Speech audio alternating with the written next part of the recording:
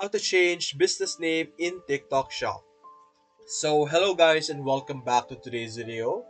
In today's video, let's show you how you will be able to change the name of your store or the name of your business, of course, on TikTok Shop.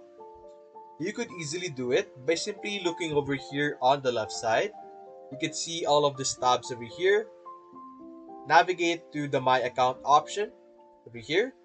So under the My Account, we have three options. We have the seller profile, account setting, and link account or link TikTok accounts. Select seller profile. Over here, we have three options over here. Simply select seller information. And you can see here under the seller information, your shop code, your shop name, email, business type, seller type, and phone number. Simply change the name of your shop name over here, clicking this, and then entering your name or the new business name that you want. You have to be careful because you can only change this once a month. So that's basically it, guys. If you consider leaving a like and subscribe, thanks for watching.